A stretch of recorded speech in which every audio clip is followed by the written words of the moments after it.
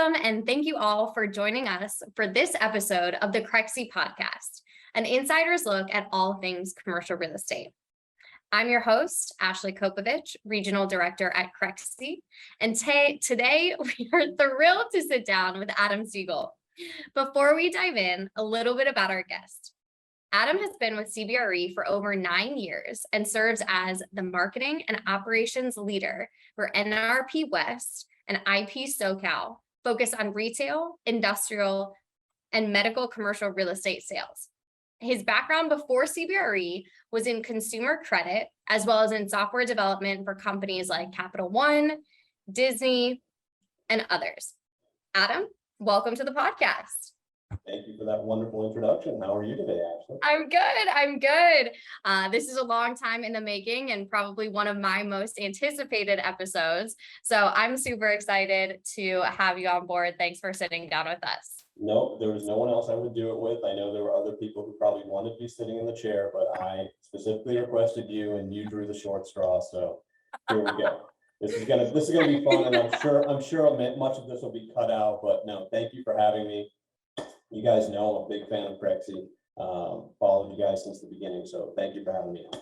Yeah, absolutely. We love all the support, and we're super honored that you're taking the time out of your day to give our listeners a little bit of insight into your background and everything that you do. So really appreciate it. I know I kind of gave a short background about you and a little bit of an introduction, but why don't you give us, in your words, some of your background in further detail? So how did you break into, kind of commercial real estate? What did you do before that? Give us the 30,000 foot overview.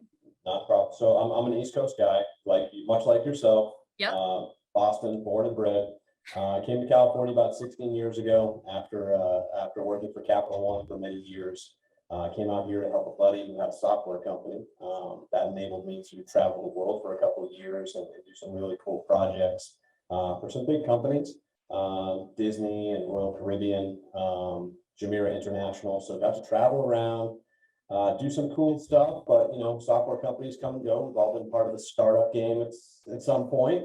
So that did not work out. And after that, I was having some fun playing at home, day trading. Wasn't doing much. And one day I got yelled at by my father, who said I had to go back to work. So I started searching around, and I came across some friends at CBRE who wanted to sit down with me, and I mistakenly came in here to do some consulting work and never left. So, it seemed to work out pretty well in the end, but that's how I stumbled into commercial real estate. I didn't necessarily seek it out, but it's worked out really well. Well, there you go. And I would say it's definitely a very successful career, both before commercial real estate and now. I used to go on cruises every year at Royal Caribbean with my family. It was like our family vacation. It was so easy and so much fun. But now I love that you're selling buildings, and we can, kind of help you in that sense and kind of partner, as you were one of the first, supporters of Crexi. So was analytics always in your line of work, in your previous, jobs before? Obviously not the day trading part, or maybe the day trading part, but was analytics always a part of it? So no, in fact, it was really, I grew up more on the consumer credit side. So actually, back in the day, manually decisioning and underwriting loans. When I worked for Capital One originally, I had a team of 15 analysts who worked underneath me, and we were processing, anywhere from 500 to 1,200 applications a day, and doing the old-fashioned pull the credit bureau, look at it, turn around and see if it made sense from a business decisioning standpoint. And then we migrated over time to more of a robust system. Capital One's very big into analytics, and that's where I kind of got the bug, got sort of an education or a master's degree in analytics, and made some great friends there. And from there, I've been able to take what I learned and kind of apply it to other areas and other places from a consulting standpoint or wherever I'm working with. And I just love dissecting data. I love turning around trying to find trends and overlaying the qualitative and the quantitative and being a total geek or a nerd or whatever you want to call it. But, finding sort of those nuggets of gold or finding those trends so that we can capitalize and make money, that's exciting. And that's really the antithesis or the genesis of the way the world works, right? Where we want to see what the next thing is going to be, where the next trend is going to go. So, this is absolutely wonderful. I personally can't do it. I'm more of a soft skill kind of gal, but this is why we need you with us. I think you sell yourself way short, and we'll have that in your next therapy session. We're going to sit down and talk to you about this because self-esteem needs to be lifted up a little bit. But no, I think anybody can do it. I think the world has changed and evolved a lot in the last 15 or 20 years, where data is more readily available, and being able to use it to your advantage. If you're not, then you're certainly missing the boat. And Sure. I think that speaks volumes in commercial real estate. I'm sure we'll talk about that, about where commercial real estate was and where it's heading, but certainly analytics is going to play a larger part of that, I think, in the next 5 to 10 years, as you guys probably see on a daily basis. The metrics and how you measure things, whether you're an owner or a broker, it certainly all comes down to data. Absolutely. And you couldn't have said it any more perfectly. I mean, knowledge is power, right? And now that we do have all of these data points at our fingertips, you would be silly or be remiss not to use that and have someone like yourself be able to analyze that and give you all of the points there. So we'll get into specifically how you use that, now in your commercial real estate experience with CBRE. But can you introduce us a little bit more to what CBRE does and specifically what you do on the team, how the team operates, and give us a high-level overview of that? Sure. So, I sit in between two teams. They share a common database. Before I got here, that database already existed. I've just kind of tried to make it better over time. And really, this started probably almost 18 years ago with this database. And this is well before anybody really ever had anything. The CRM is, I like to call it, is a very old car that has a really nice engine and that gets you from A to B. It's nothing fancy. It's not cloud-based. It's not, super duper on your phone or anything like that, but it works. And I think our marketing approach in general is, we always tell our clients, they ask us, well, who's the buyer of my property going to be? And I think realistically, we tell them every time, we don't know. And that's why we cast the widest net possible. And part of that is taking more of a shotgun approach than sort of a sniper rifle approach on these things. I'd be remiss if I told you I know who the buyer is going to be when a property comes out. What I can tell you is I'm more often surprised at who the buyer ends up being. And it doesn't matter what the property type is. It can be an office asset, an industrial asset, a retail asset. It does not matter. It doesn't matter the size. You're always shocked. You just don't know where it's going to come from. And in marketing, the only way I can service my client properly is to cast that wide net, which means using not just my database, but your database and other databases to make sure. And we've certainly seen a migration over time to where people are getting their information from different sources. And that's one of the things that we want to make sure we're always doing, is making sure we're reaching as many people as possible from an exposure standpoint, because that's what we're paid to do. And that's what we want to do better than anybody else. And I think if you look around, I think that's what our teams are known for. Our teams are known for great marketing in general. And that's something that we hang our hat on. I love that. I mean, it's really all about that exposure, as you just hit on. So appreciate you giving us that overview. Diving into that, you just mentioned, marketing at CBRE. So let's dive maybe into more of the nuts and bolts of that. So you said about the different databases, but in your role, can you explain how you're working with the brokers and agents on the team to bring overall success? Does it have a lot to do with those databases you talked about? What else are you incorporating? So give us kind of that intel. Sure. I think with anything, you have to have a very systematic approach. If you do things differently every time, you're going to get a different result every time. And I think it doesn't matter what industry you're in. You and I do different things, even though they're both tied to commercial real estate, but you have a very systematic approach about how you approach your day, right? So it could be you get up in the morning, you're going to call these 10 people, and then you're going to do this side work, and then you're going to move on, right? And you probably do that every day, and that's why you're successful. And I'm sure that's why other people at Crexi are successful. For us, it's the same thing. We don't try to reinvent the wheel every time. 95% of the time, it's the same process. From the pitch to the close, it's the same step process. And because we do it the same way every time, it's gonna make the process smoother over time, and we can have expected results. And when we see a variance from that, we can adjust very quickly. And that's where we can kind of use the data. So when you talk about it, and this may be jumping a little bit ahead, but we can certainly tell when we take a property to market. If the market is not responding right, we know within, call it 2 to 3 weeks, not 90 days. Yep. So we can quickly adjust. By the same token, we also know when a property is really responding to the market and where we've done our job and we've priced it correctly and we've marketed it, and everything is just humming along. So for us, it's really, we're very process driven. And Yep. we can do that because we have that sort of assembly line of a team, right? Everybody has their role, everybody knows what they're doing, and everybody comes to work and they know what they have to do. There is no, hey, today I'm going to do this, and then tomorrow I'm going to do this, and then maybe if I have time, I'm going to do this. Because when you do things that way, things fall through the cracks. And we just, because of the volume that we do, we just can't have things fall through the cracks. So we've really sort of taken the assembly line approach, and it's worked well for us. Yeah, I love that. I think that just applies to so many different aspects of not only just commercial real estate, but anyone in your life, right? I think process makes perfect. If you have a good laid out process, if you do need to pivot, it's very easy to do so, but everyone goes in, everyone is a part of making something successful happen.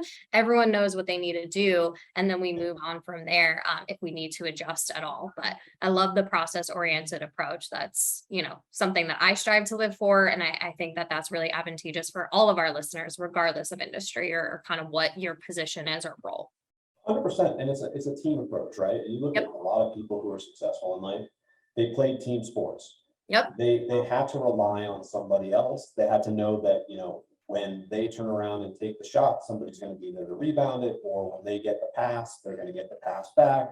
It doesn't really matter as long as, you understand and can put that trust in the people that you've hired or your coworkers, whatever it is, that's where you're going to be successful. And, you have to be able to manage to those expectations. But I think I'm very lucky that I work with people who very much are goal driven, just like me, like I am. But it helps, right? When you have people who all want that common goal, it makes life a heck of a lot easier. And when you know what your role is and what you're expected to do and not have to overdo it, great. My job, I have a job. My job is to make emails come in, the phone ring, and to help generate activity, right? That's all I'm responsible for. If you ask me to graphically design an offering package, if you necessarily ask me to get on the phone and cold call, if you ask me to turn around and run financial analysis, that part I might be able to do, but I'm not going to do it as the person that we pay the money to do that, right? Sure. So I know what my role is, and I know what I'm good at, and luckily it aligns, right? Because if we waited for me to cold call and get the RFP, and then turn around and write the OM content and actually design it graphically, I'm just telling you, we're not going to eat this week. Like we're out on the street. We're done. But if you ask me, hey, I need you to turn around and find a list, make a list, get it out to market, and make the phone ring so that I can turn around and talk to people about this wonderful property, I can do that. Absolutely. And I think that's true in so many different aspects too. Even for like entrepreneurs, right? I mean, do what you're good at and then farm out what you're not or what you don't like to do, right? And then hire the right people and trust them. And it is really that team atmosphere that kind of keeps continuously letting you all win business, get business, have the trust from the clients, and be able to successfully close in a short amount of time, which you guys do. And I think this kind of transitions well into our next topic, because you have to trust everyone, not only on the team because of the way that they show up in their consistency of efforts, their own personal, brand and things like that, but also from the company. So talk to me a little bit about, the value of CBRE or other firms in general, delivering consistency and branding. Like, what does that mean to you? As brokers, we certainly need the support of the bigger company. But, I think what's unique about this business, and certainly what was unique when I came in, for me, from an understanding, was, these guys are all business within a business, right? They're brokers. There's no salaries. They don't get paid unless they hunt something down and they kill it and they eat it. And the company provides them with tools to do that. But the company provides them with very limited tools, right? They're going to give you a phone, a desk, a chair, and a laptop, and they're going to tell you to go, right? And that's intimidating, especially for young people in the business. And, for them to be successful, certainly CBRE will help them. They'll teach them some things, but they're not going to make them dial the phone. They're not going to stand behind them and turn around and crack a whip. So you really need the right type of person to turn around and step into the role to do that. CBRE does a great job of identifying those people and, matching them up maybe with more senior brokers, or maybe giving them a chance when they're younger and they've started out somewhere and they have a basis and a foundation. They'll give you the tools and they certainly will help you. But at the end of the day, this is a business within a business. And that's every brokerage, right? Is a business within a business. These guys are running their own sort of P&L. If they don't work, they don't eat. If they do work and the earning potential is unlimited. I think my partner, Phil Voorhees, will tell you, this is a business where you don't have to be highly educated. You really don't. Okay? You can make ungodly amounts of money and really, you work hard, but it's not hard work, right? Meaning you're not out there digging a ditch. You're not out there, you're going home at night. You're sitting in an air-conditioned office, right? So you work hard, you'll get paid, but it's not necessarily hard work overall, right? It's basic stuff. It's picking up the phone and calling people. It's connecting with people because, again, they have to trust you, right? If I am coming to you, Ashley, and saying, yes, I really like you, Ashley, but why should I let you sell my building? You have to build that trust. It's not walking into a car dealership and buying a car, and if you made a mistake, you just trade the car. This in many cases, this is someone's livelihood, right? This is a multi-million-dollar asset, and they're going to pay you hundreds, in some cases, hundreds of thousands of dollars to transact for them and in their best interest. So it's a relationship business. So you have to come in and earn that trust, and you have to be able to work hard, come in every day, put the time in. It's not an easy business, but it's not a hard business. Sure. And I think that's where, the team within a team comes in, and making sure that your name is the first one that is out there and people come to recognize. And, you are out there, and the relationships that you meet today, you might not actually get a deal with till 3, 4, 5 years later, right? But it's just as important meeting that person today and being on top of your A game, right? And because then they're going to say, oh, I remember that guy or gal, and I'm going to give them a call when I need them. So 100%. I think making sure that brand is there from your personal, your work, and then again, the teams within a teams, that's just super important. And the other thing is, all of these teams, some people are good at one thing, they're not good at others. It doesn't mean that they're a bad teammate, right? And recognizing what people's strengths are.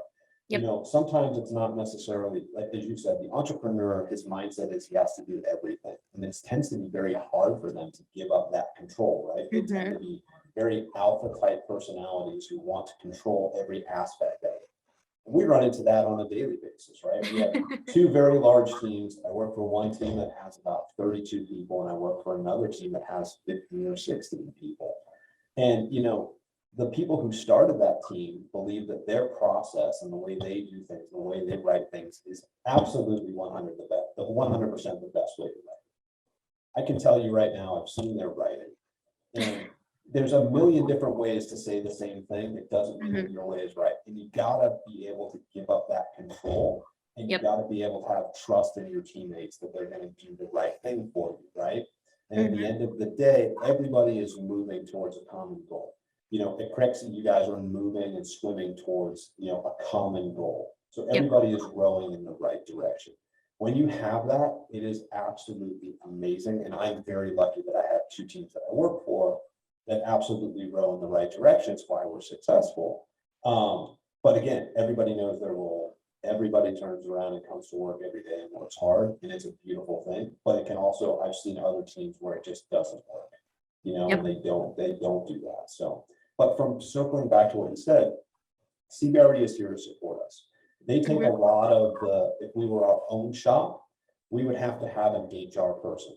Actually, you know me, I would be my own HR person, right? Just in general, I'm an HR nightmare. So, I'm sure that's going to get bleeped out or edited it out, but that's okay. But I am an HR nightmare, right? You just never know what's going to come out of my mouth.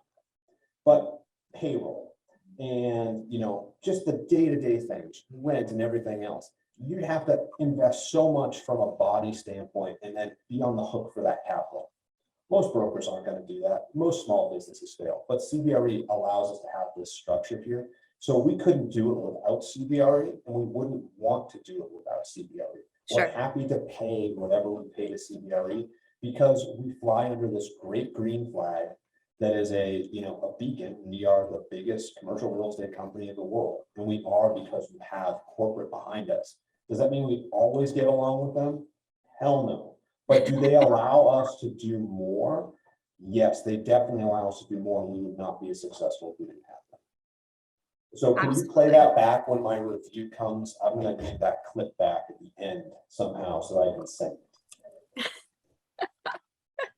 No problem. And I completely agree with all of that. And, that's really why, you are the firm within the firm, and, you get that support and you get that team environment, and you're able to trust your colleagues and get it done. And everyone is moving towards that main common goal, which is really important. So appreciate you kind of giving an inside look to our listeners about the day-to-day, about the team dynamic and the overall brokerage feel. I think that's really important and not something that a lot of people share. So thanks for opening up there and giving our listeners a little insight on what it is to work I'll let you know when I get fired. When I get fired for saying that, by all means, you'll be the first one to know, because I'll be in the office playing golf. So you can come work with us. Yeah.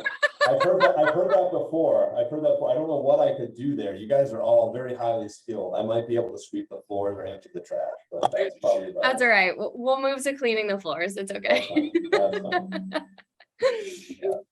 Well, zooming back out, Adam, you obviously have a unique perspective of the market, from the analyst's view. So I'd like to pick your brain about what trends you've been seeing. Okay. So are there any surprising trends you've seen within the SoCal market or just in general, maybe on the assets that you cover, like industrial, retail, medical, any high level trends that you've been seeing? I think what we're seeing is, the market certainly in the last couple of years has been crazy, right? I don't think anybody, could have predicted that COVID was going to come in and that the world would shut down overnight. And I think what we were all surprised is that commercial real estate didn't fall off a cliff, nor did the general economy fall off a cliff, right? Right. If anything, we kind of hit this sort of super cycle, right? Everybody kind of buckled down, and, there's lots going on. And we were very lucky that, from an office and industrial side, we've had back-to-back record years, and we'll probably match that again this year. So the office and industrial side, which is somewhat counterintuitive, right? Industrial certainly going to be going like gangbusters. Everybody buys, shops on Amazon. But certainly office was a little bit surprising to turn around and see that office buildings are still getting sold at a really record clip. Mm-hmm. I think, from a retail's perspective, I think, people started to see that retail was an opportunity. And we certainly have had a great year last year, and we're going to have a record year this year from a retail perspective, which is good. But it seems like, as with anything, we weather one storm and then another storm comes along. And certainly right now we have great inflationary pressure, caused in large part because there, was a lot of stimulus money that was probably put out into the market, which caused just everything to kind of increase in price, which means interest rates go up, which kind of kills our business a little bit. But even though interest rates are going up, we're still getting deals done, which is a testament to the fact that people really do want to own commercial real estate. Yep. Which changed the dynamic a little bit. But we are still seeing deals get done, especially smaller assets. It's been a little bit harder on larger assets, but certainly assets, I would say, that price under $10 million are still very active. And that is because there's still a lot of 1031 money that's coming up. There's still a lot of people who are pulling money out of the stock market because they feel that there's going to be a correction of 20 or 30%. And, the best hedge against sort of inflation is to kind of put it in real estate where you can get some depreciation and you get steady cash flow. So I think from that standpoint, we've seen a little bit of a shift, but not a Mhm. shift that's causing us concern yet. I think the bigger thing is that, assets that maybe we didn't think were going to sell, all of a sudden are just flying off the shelf. We've seen people step up to the plate on some bigger assets north of $100 million that we thought, oh my God, these aren't necessarily going to close. And, people are still coming through and performing, and these assets are still getting closed. And it's not just by us. I don't want to say that we are the greatest. I mean, we are the greatest, but I don't want to say that we're the greatest. I'll let you say that we're the greatest. But from the standpoint of, there are a lot of guys getting deals done right now, and it's not just us. And that tells me that the market is still going in the right direction. There'll probably be a little bit of a slowdown in Q1, maybe Q2 next year, but I think by next year this time, we've kind of seen our way clear, provided that we're not in a land war with China or a full-fledged war, somewhere else in the Middle East or in Europe or something like that. I think we'll start to climb out of it. I think we need to get past midterm elections. We need to figure out what's kind of going on politically. And I think we'll figure out that, and I think then we'll start to see a rebound. But all the numbers are starting to trend in the right direction. I think, fingers crossed, the worst of it is over. But what do I know? I don't know much. Well, Adam, from your lips to God's ears, because that was probably the best answer to that question. And definitely logical. I mean, a lot of people are pulling out money from the stock market. They still need to go through 1031 exchanges. Maybe it'll be a little bit of a slowdown, but we're seeing everything back on the uptick. Maybe the price point changes, but I mean, even the big hitters out there, it's still transacting. So we're going through, the inflation and rising interest rates and things like that. But, it is still commercial real estate, and it's never going to go out of style, so to speak. So it's never going to go out of style. But I think the other thing is that, people latch onto the mainstream news. And there's a lot of negativity in the news because negative sells. Nobody wants to hear about the cat getting rescued from the tree. They want to hear about the negative stuff, and they tend to harp on that. And I think if you look, everybody's got to look at the underlying fundamentals of what the market is. Certainly industrial was going hot and heavy, right? And you saw cap rates compression in that market. When I started, industrial was probably going for $70 a square foot. Now it's north of 200, in some cases $300 a square foot. That's in 9 years. Okay. You're seeing rents, you hear about industrial rents going through the roof. Well, that gets passed on to me and you, which is going to just be inflationary pressure. But in general, those rents are going up. It's not all doom and gloom. You have to kind of, again, step back and look at the underlying fundamentals. Unemployment is back to where it was prior to COVID. Okay, we basically have full employment. We have more jobs now actually than we have people to fill it. That means that you're going to turn around and have pressure because everybody's going to have to pay more to get somebody to fill that seat. And that's certainly at the entry level jobs, especially, which means your hamburger at McDonald's costs more, your, everything costs more, your restaurants cost more, everything's going to cost more. It's just trickle down. It's just the way it moves through the system. But overall, I think if you look at the numbers, we still don't have a full return to office, right? Which means office product, which has gotten crushed in some ways, or just has a very negative connotation. We know here at CBRE that we're going to be bringing people back.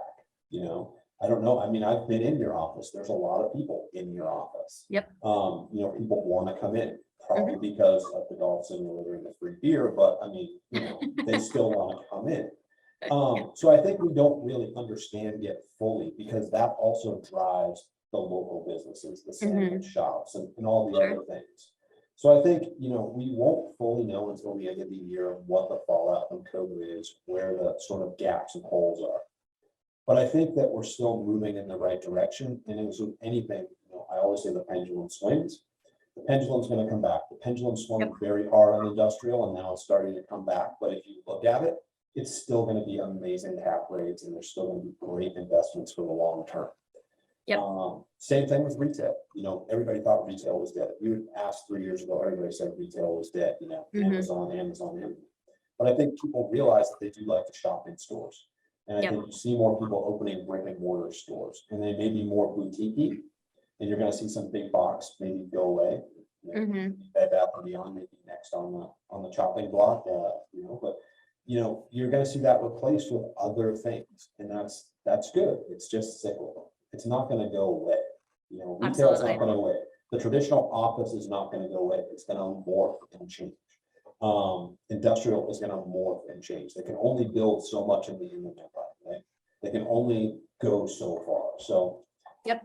Completely agree with that. I mean, you kind of said something. It doesn't just go away. It just kind of morphs maybe into something different, or it's just cyclical, or that pendulum swinging back and forth. I mean, just for my personal shopping habits, I like to shop in stores. Yeah, hold on. Let's not get into your personal shopping habits. That's probably not something.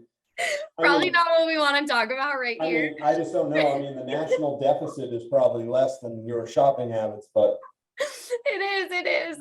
But I'm a terrible online shopper because I will order so many different things. You never know the size. And then I just get busy. I never return it. So then I am stuck with this product. So I personally, I want to go into the store. I want to try things on. I want to, touch and feel and kind of be in that environment, kind of have that experience. So, everyone was saying retail is dead. And I'm like, well, there's still many, many people out there that would much rather go in person, have that experience versus, the whole online shopping debacle. But again, what's going to die is, the mall is going to die, right? Your traditional mall that you went to back in Jersey, you were a teenager and, running around, that's just not going to happen anymore. Right. The best of the We're going to have to find different places to hang out. the best of the best will stay, your Fashion Islands and your South Coast plazas and your Groves of the world, Mm-hmm. the guys like Mr. Caruso, who, maybe the new mayor of Los Angeles, but, who's a very, very smart man and, understands, the retail experience. It's not a store. You've got to create an experience. You've got to create something there to drive people to it. And, he understands that probably better than anybody. It's why he's been so successful. But that's, the traditional mall, that's going to die, and that's going to morph, because those are great sites. It's a lot of land. So it's going to go residential, or it's going to go mixed use. So, you're going to repurpose it, but certainly, it's going to go away, but it's going to change. Nothing's going to die. The traditional office isn't going to die. We probably have too much office in Southern California. And that'll get repurposed into whatever it is, whether it's multifamily, or maybe it's a different type of retail, or maybe it's some sort of smaller industrial. It'll just, like you said, it'll go a different direction. Absolutely. And that kind of transitions, the conversation that we're having is, from your perspective, what usually goes into analyzing a property? So say it was a mall that's now going to be repurposed into, something else or mixed use. So, what goes into analyzing the property, the acquisition, all of that? How has that changed over the past couple of years? Any curveballs that you've come up with? Talk to our listeners about what kind of drives that, someone to purchase something. So I think what for us, what our advantage is that, we have the specialists in all of those sort of sectors where we can call upon those people, whether it's a hotel guy, or it's a land development guy, or it's a senior housing guy. We have the best of the best at CBRE, and we can call on them, and we can sort of assemble a super team that can come in and slice it from a bunch of different angles. I think with a lot of these sites, there are ways that everybody's going to look at it a little bit differently. And I think for us to turn around and put a spin and say, this is 100% going to be X, it's Y today, but it's going to be X tomorrow, we're short-sighted because the market has changed so much. Both the cities and the towns are changing. You have places in the Inland Empire where they don't want any more industrial. There's been a ban on putting any more industrial in it. So to turn around and say, oh, that's definitely going to go industrial, it's like, well, until the city says, no, it's not going to go industrial, so you can't do that. So then what do you do with it? So I think, for us, we don't want to tell anybody this is what it's going to be. What we, again, want to do is cast the widest net, let somebody come in and buy it, and let them figure out the equation. I'm never going to tell somebody, you're not going to, no, you can't do that. No. So you're willing to pay me the top dollar, but no, that's not my job. My job is to turn around and get my client the best result. And my client's best result is going to be getting them the most dollars. So if somebody's willing to pay and try and figure out the equation later on, whether it's to get it entitled for residential or entitled for industrial, so be it. I think we're seeing, that happen sometimes on some of these sort of development sites where maybe they're asking for a longer close time so that they can kind of figure that out with the cities or figure that out from Okay. a zoning standpoint. So I think we're starting to see that where people want sort of that time. They're willing to put some money up front, that's hard while they try to figure that out. And I think some sellers are willing to do that and others aren't. And it's a trade-off. Do you want the highest price or do you want the quickest close? And certainly as brokers, we're just there to turn around and do what they want. So if they want the highest price, then we have to advise them, you're going to have to go through this process. If you want the quickest close, then you're probably going to have to take a little bit less money because they're taking the risk, that the buyer is taking the risk. So, I think one thing here is that we have the ability to turn around and tap into a lot of different resources. We have people who understand the market and they're doing these types of deals every day. And that allows us to be sort of nimble and quick when we assemble these sort of proposals, where we can walk in with a team that says, well, here's the multifamily guy, and here's the industrial guy, and here's the retail guy, and here's the office guy. And together, we all think this is the best use, but we're happy to do whatever you'd like. And I think that carries weight when you're going, whether it's to an institution or you're going to somebody who maybe hasn't, they inherited a property and they just don't know. They've never done this before.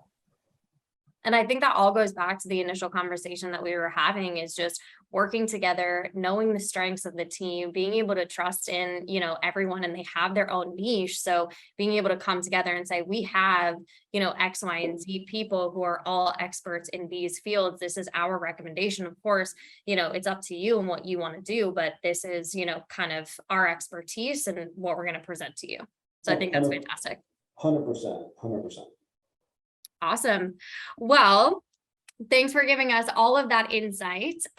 Given your specialized background and expertise, I'm sure our listeners are curious about your answers to a few rapid fire questions / words of advice questions.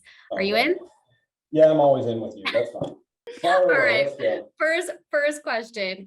If you were given $10 million today and you had to invest it immediately, what would your go-to asset type and location be, and why? So I'd probably go to a tax-free state. So I'd be looking at Texas or Florida, maybe Tennessee. I'd probably want to spread it out because I'm a risk guy, so I don't want to have all my eggs in one basket. I think a lot of people would want the simplification of maybe trying to buy single tenant net lease assets. But for me, I think the new single tenant net lease asset is the 2 to 4 tenant pad. I like to spread my risk, and I'm probably going to get 100 to 150 basis points more yield.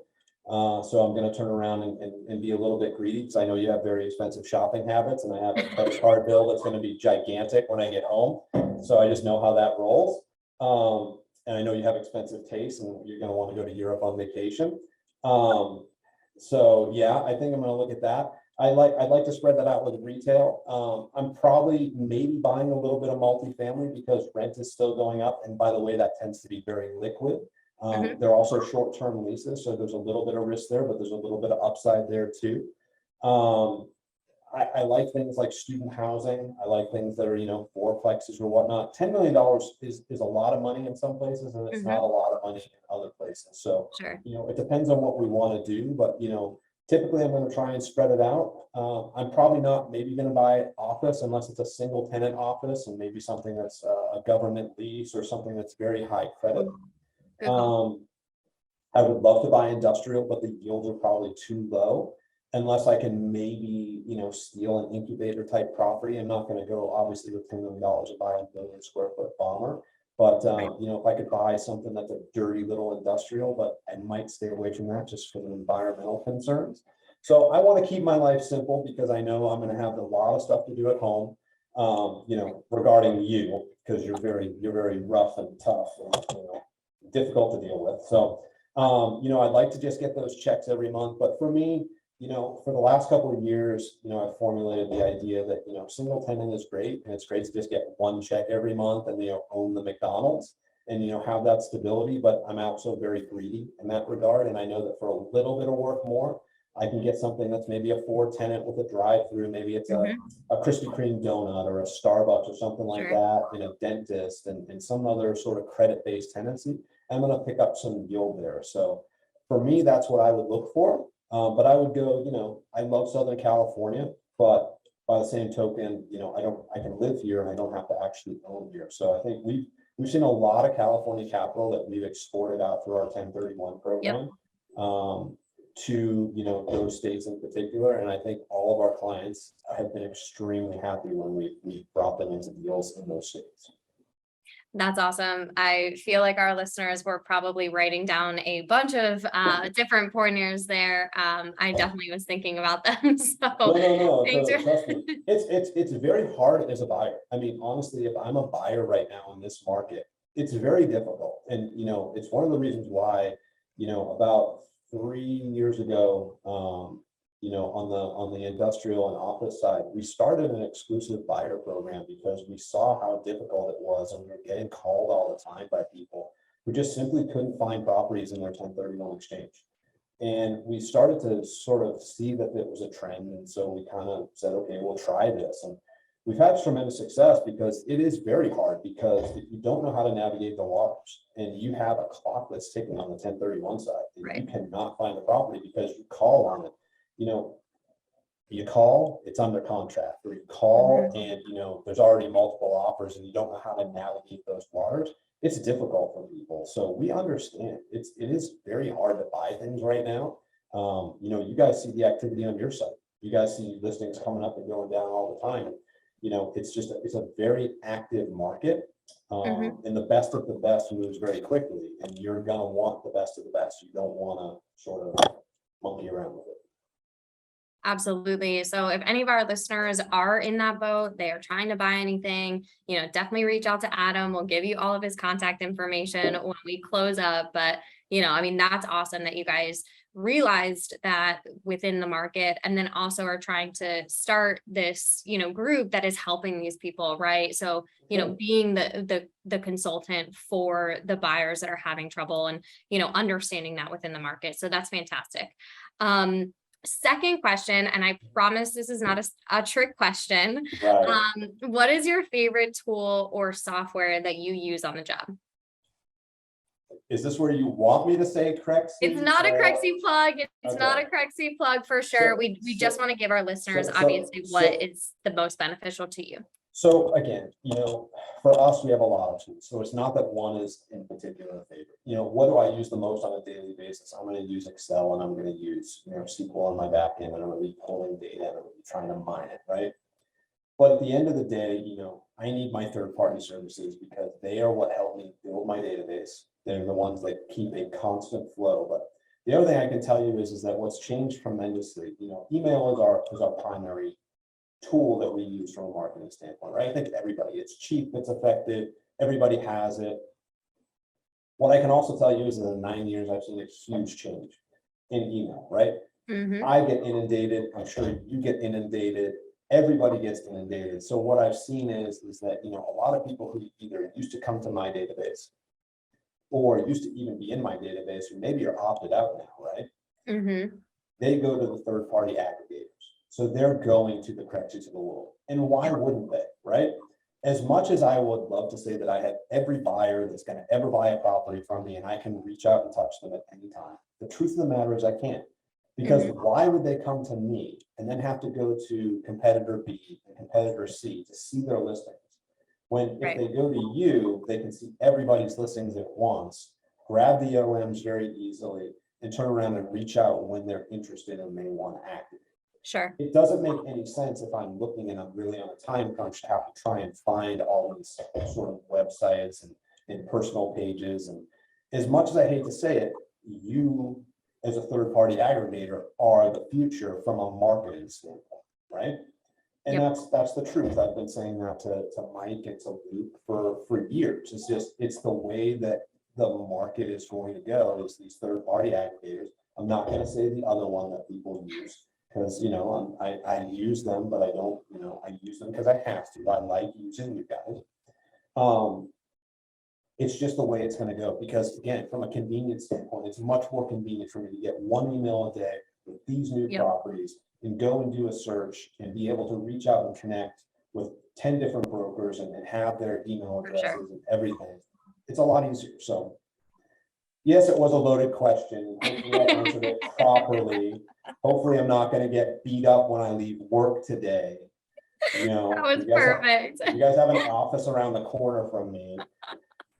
That was perfect. Thanks, Adam. I appreciate it. Third rapid fire question is, what's the most common misconception either about your job and role or just the commercial real estate industry in general? You can take that either. No, I think the common misconception about commercial real estate is that we have become a technology-based business. And I tell this to people all the time who listen. I equate this to, from a technology standpoint, we are still very rudimentary in the way we do things, and the way we use data, and the way just our systems and processes are. Mhm. So if you think of the internet back in 2000, which you were probably like 6 at that time, but if you think of the internet back in 2000, which was AOL, and you used to get a DVD, and got 200 hours and the dial up and right? That is where commercial real estate is from a technology standpoint, right? If you look at it from an evolution standpoint, we are really just sort of starting to get going with using data and technology. Mm-hmm. And certainly we've seen things come a long way, both from an information standpoint that's available and the tools and whatnot. We're still pretty antiquated. We're not even necessarily in the sort of Yahoo days, and certainly we're not at the Google and Amazon cloud days yet. Sure. We're probably 10 or 15 years away from that. Mm-hmm. But the systems are there, the data is there. It's just a question of how people use it. And everybody asks me about my job, and it's like, well, break it down to the problem, right? There's only a certain number of buildings in the world. Whatever number that is, there's only a certain number. And there's only one entity that generally owns that. Now, whether that's a company or a person or a JV, it's one entity. So it's a 1-to-1 ratio. And for me as a numbers guy, when you give me something that's a finite universe, that is something that I can conquer if I put enough energy towards it, right? So I really wanted to know who owned every single building of a certain type. It is a finite universe that I can go out and I can say it's 1 million, or it's 10,000, or it's 5,000. And I think that everybody, once you define your universe, then you can go out and just start to slay it.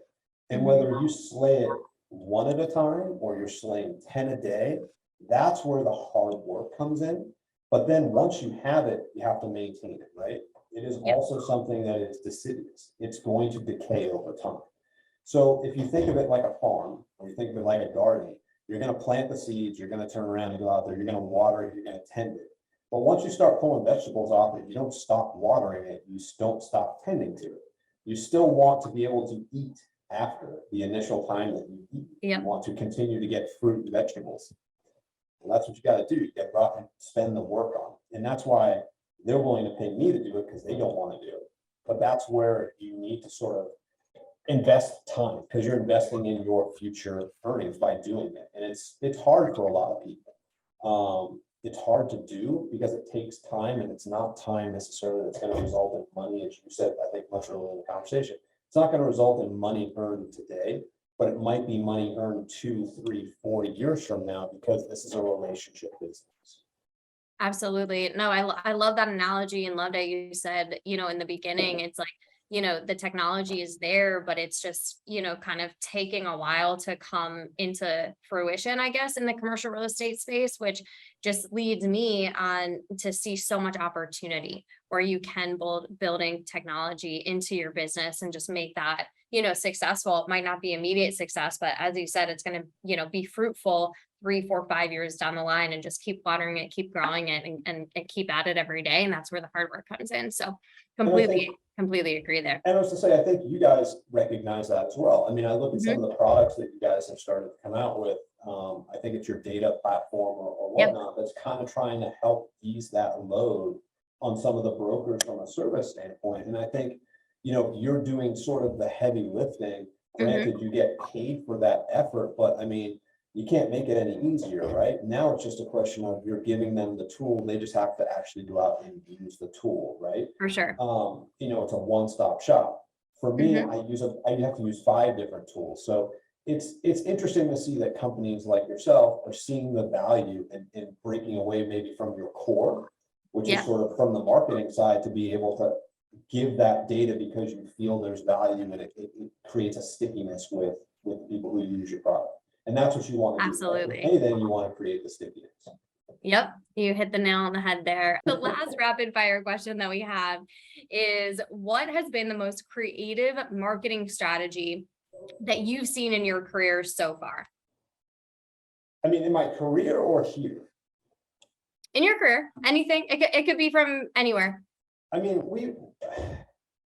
Capital One, it's all about test and control. So I don't think it's radical. I think it's more about, you just never know what the heck is going to work until you try it. So if you turn around and came to me and said, hey, I got this crazy marketing idea. I'm going to put 100 envelopes, and in 25 of them, I'm just going to put a letter. And in another 25 of them, I'm going to put a $5 bill. And another 25, I'm going to put a $100 bill. And in the last one, I'm just going to put a picture of me, really cute, and my home phone number to see which one of them gets the most response. Like, that's the type of stuff that was test and control. And I think that's the best thing I've ever learned. I don't think it's necessarily a crazy thing, but I think it's one of the things that taught me that you just never know what's going to work. You never absolutely 100% for sure can say, this is absolutely going to work, or absolutely this is not going to work. That's the stupidest idea. Because every time I say it's the stupidest idea, I'm proven wrong. Like, if I say it's a bad idea, they'll prove me wrong. I love that. I love that. I mean, you just got to try. You never really know until you try. You can think that one thing is going to fail, and it might be the best marketing thing you've ever done. And it's funny because you just never know what it's going to do. Because I think the biggest thing that you want is you always want to, when you're marketing, there's got to be some sort of call to action, right? So just send something out. If there's no actionable item, then people are just going to say, oh, that's great. And they move along, right? Sure. But if there's a call to action, if they're going to get something, or they're going to turn around and learn something, or they're going to potentially learn something down the road or get something, it's a call to action. And if you don't have that, then you're just kind of turn around and becoming a noise. And you don't want to be noise, because then when you really do have something important to say, that they do want to stand up and raise their hand, they're not going to do it because it's just noise. Right. And that's what you want to miss out on. I don't want you to take the idea I just gave about the 100 envelopes. I don't want a letter from you. I'm just telling you right now. So don't do the letter. Just take it as an analogy. Yeah, try things out. Yeah. Make sure there's a call to action. Yeah, I don't want a letter with your face on it. No, I'm just saying. I'm afraid of who would be responding to those 25 that you send out. I'm real worried for you. You're a single woman in the big city. I don't think you need that sort of attention. I could be wrong. Maybe you do, but I don't think you do. We don't want that. Okay, we don't want that. I'm making sure. Yeah. Oh, Ashley didn't come to work today. She sent out 25 letters, and she got some real creepy ones back. She got some creepy responses. Yeah. So don't do that. Yeah. But Adam, we want you to give our listeners some advice. So last thing to kind of wrap us up here is, what advice would you give to newcomers or developing professionals in the industry? So maybe either newcomers in general, maybe some people that are new to the business but want to, up their marketing game. What kind of advice will you leave our listeners with right now? Sure. I think, this is not, like I said, this is not an easy business. If you're coming in and working hard and you're willing to work hard, you can make a lot of money. It's going to take time. But what you got to do is invest in yourself, and you got to have a good foundation. So you got to identify what you want to do in this business. So you can't do it all. I've seen guys who are 50 years in this business, they never specialize in anything, and they putter along. And then you see guys who specialize, and they're the medical office expert, they're the industrial expert, they're the retail expert, they're the single tenant McDonald's expert.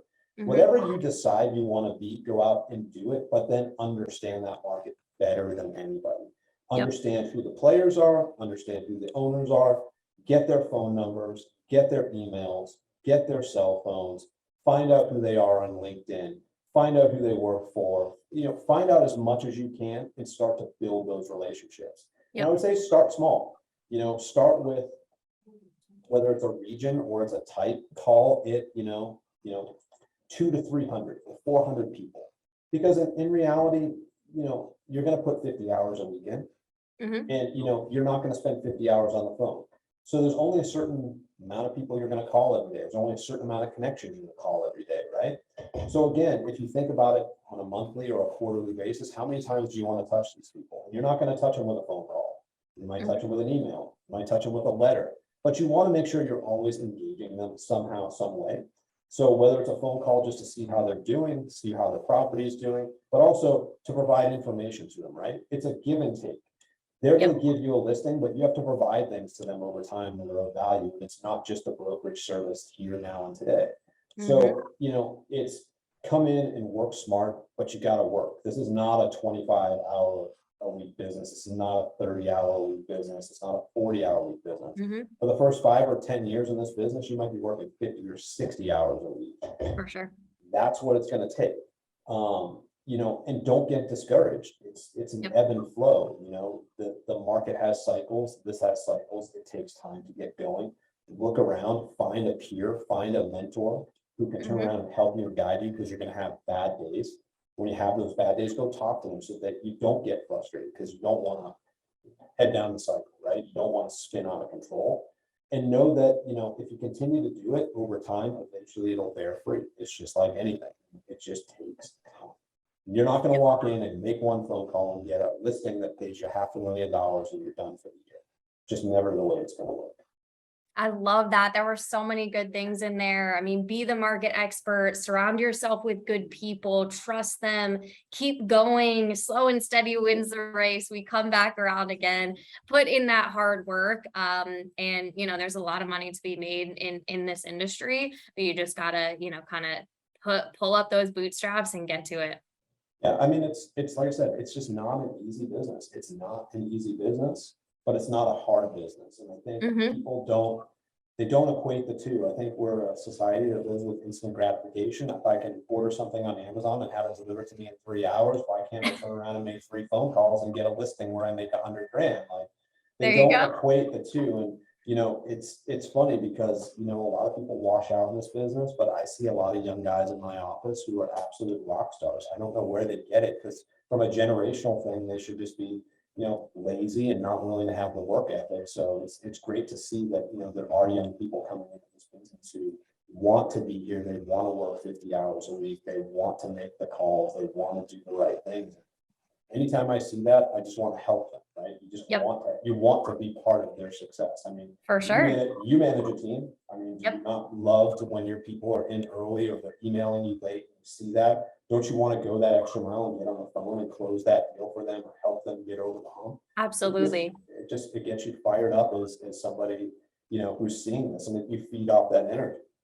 Absolutely. And it, comes back to all about that branding and success. So really appreciate it, Adam. Thank you so much for joining us and sharing all of your insights. I know you're very busy, and we appreciate you spending the time to sit down with us. So where can people find you online if they want to get in touch? So I'm not allowed online. In accordance with my parole, I'm not allowed online. So no, if people need me, they can certainly just look me up. I'm certainly on LinkedIn. Perfect. They're welcome to look out. I'm happy to answer any questions or help anybody. Certainly can't give away trade secrets, but certainly you can find me at CBRE. Awesome. Thanks to everyone who tuned in today. If you enjoyed this episode, do not miss the next one. Visit go.crexi, that's CREXI.com/podcast to sign up to get the next episode delivered straight to your inbox. Of course, you can also subscribe to the Crexi Podcast on your favorite podcast app and check out our YouTube channel for video recordings of each episode. Take care and be sure to tune in next time.